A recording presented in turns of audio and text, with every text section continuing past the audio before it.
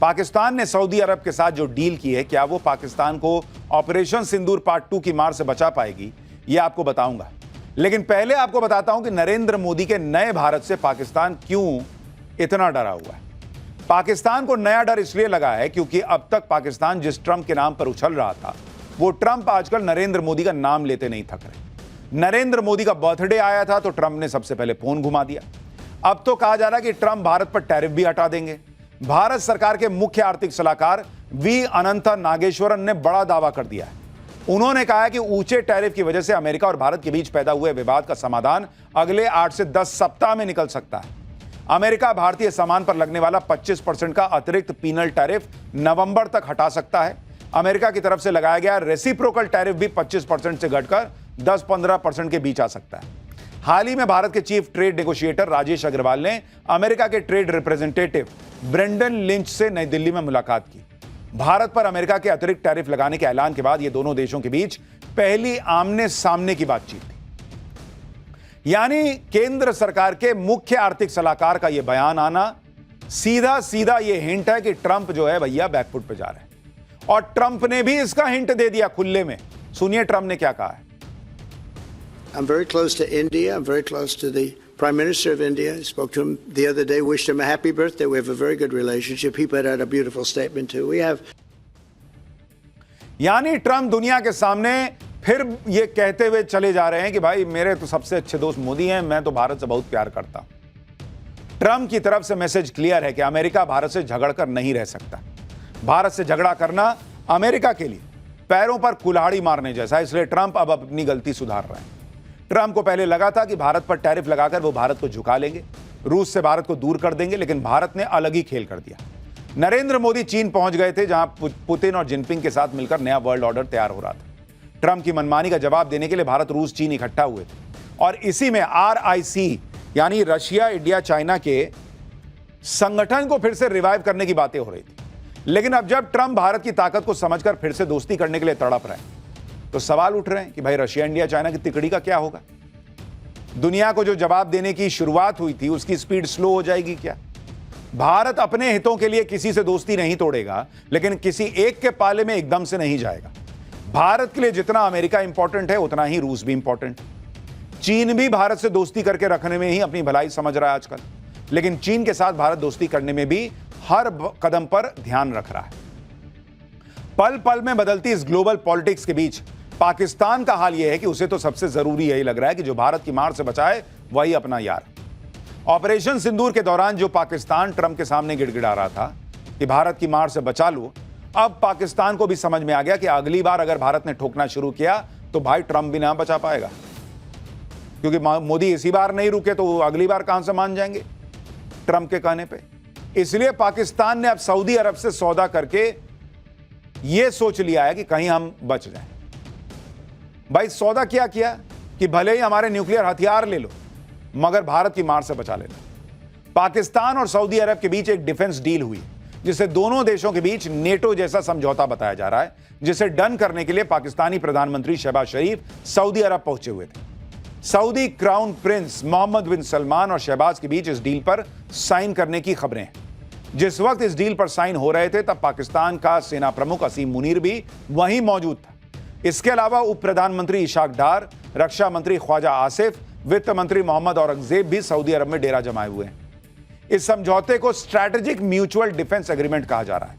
वैसे कहने को तो इस समझौते के तहत सऊदी अरब और पाकिस्तान आपस में मिलिट्री सहयोग करेंगे, लेकिन इस समझौते में 2 पॉइंट सबसे महत्वपूर्ण है। पहला पॉइंट, एक देश पर हमला दूसरे देश पर हमला माना जाएगा। यानी अगर पाकिस्तान पर कोई हमला होगा तो सऊदी अरब मानेगा कि सऊदी अरब पे हमला हो गया और वो साथ देगा। ऐसे ही अगर सऊदी अरब पे हमला हुआ तो पाकिस्तान साथ देगा।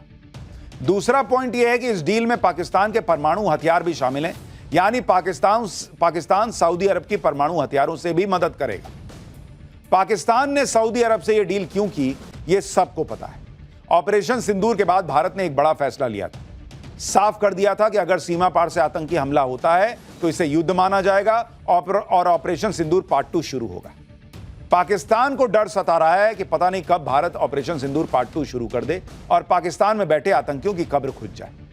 इसी खौफ में जी रहे पाकिस्तान ने अब सऊदी अरब से डील कर ली कि भाई मेरे को मारेगा तो तुम आओगे ना, इस डील को करके शहबाज शरीफ और असीम मुनीर को लग रहा है कि उन्होंने भारत के खिलाफ पता नहीं कितना बड़ा तीर मार लिया।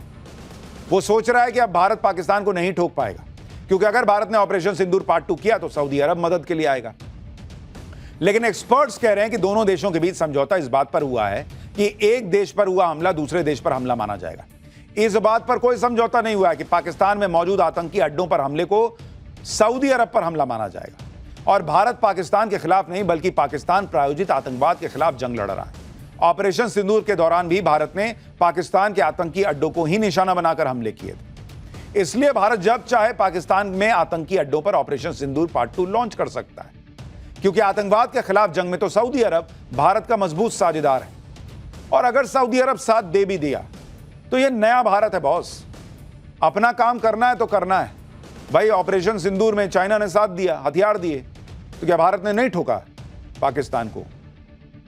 ऑपरेशन सिंदूर के समय तुर्की ने हथियार दिए, ड्रोन भेजे, तो भारत ने नहीं मारा पाकिस्तान को। तो सऊदी अरब भी होगा तो देखा जाएगा।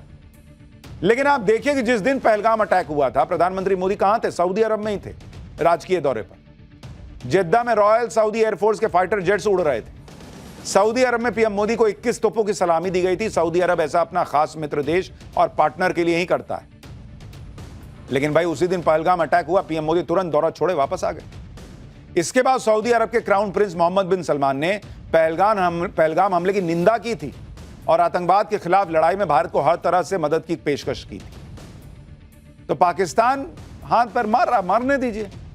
सऊदी अरब ने भी पाकिस्तान के साथ सैन्य समझौते को किसी देश के खिलाफ नहीं बताया है, लेकिन पाकिस्तान जैसे मक्कार देश की साजिश से भारत सतर्क है। भारत के विदेश मंत्रालय के प्रवक्ता रणधीर जायसवाल ने कहा है कि भारत सरकार को सऊदी अरब और पाकिस्तान के बीच ऐसे समझौते की पहले से जानकारी थी। हम अपनी राष्ट्रीय सुरक्षा के साथ साथ क्षेत्रीय और वैश्विक स्थिरता पर इस घटनाक्रम के प्रभावों का अध्ययन करेंगे। केंद्र सरकार भारत के राष्ट्रीय हितों की रक्षा और राष्ट्रीय सुरक्षा सुनिश्चित करने के लिए प्रतिबद्ध है। पाकिस्तान को पता है कि उसके पाले हुए आतंकवादियों के खिलाफ अगर भारत एक्शन लेगा तो सऊदी अरब छोड़ो कोई देश भारत को रोक नहीं पाएगा। लेकिन सवाल तो यह भी है कि अगर भिखारी पाकिस्तान के साथ सऊदी अरब सैन्य समझौते के लिए तैयार क्यों हुआ? इसके पीछे सऊदी अरब की क्या मजबूरी है वो भी बताऊंगा। लेकिन पहले यह समझिए कि इस डील के जरिए अब सऊदी अरब पाकिस्तान के न्यूक्लियर हथियारों का इस्तेमाल कर पाएगा। यानी सऊदी अरब ने बिना परमाणु हथियार बनाए ही न्यूक्लियर कवच हासिल कर लिया है। एक्सपर्ट्स के मुताबिक 1970 के दशक में पाकिस्तान के गुप्त न्यूक्लियर प्रोग्राम को सऊदी अरब ने फंड भी किया था और शर्त यह थी कि सऊदी अरब को कभी खतरा हुआ तो पाकिस्तान उसे न्यूक्लियर हथियार देगा। लेकिन आप सोचिए कैसा भिखारी देश है पाकिस्तान कि अपने हथियार भी किराए पे चढ़ा दे रहा है। पाकिस्तान के साथ डील करके सऊदी अरब ने भिखारी पाकिस्तान के न्यूक्लियर हथियारों तक अपनी पहुंच बना ली। लेकिन पाकिस्तान को क्या हासिल हुआ? इसको लेकर चर्चा है कि सऊदी अरब को परमाणु हथियार किराए पर देकर मुनीर और शहबाज ने सस्ते तेल की डील कर ली है। भिखारी पाकिस्तान ने डिफेंस डील के नाम पर सऊदी अरब को अपने परमाणु हथियार गिरवी रख दिए ताकि सऊदी अरब उसे भीख देता रहे। लेकिन आखिर सऊदी अरब की ऐसी क्या मजबूरी थी कि उसने ये डील कर ली? इसके पीछे भी कई वजह हैं। इजरायल का कतर की राजधानी दोहा में अटैक, ईरान से सऊदी अरब के तल्ख रिश्ते, अमेरिका की सुरक्षा गारंटी पर सऊदी अरब का भरोसा टूटना, इस्लामिक मुल्कों को एकजुट करना और पाकिस्तान का परमाणु संपन्न देश होना।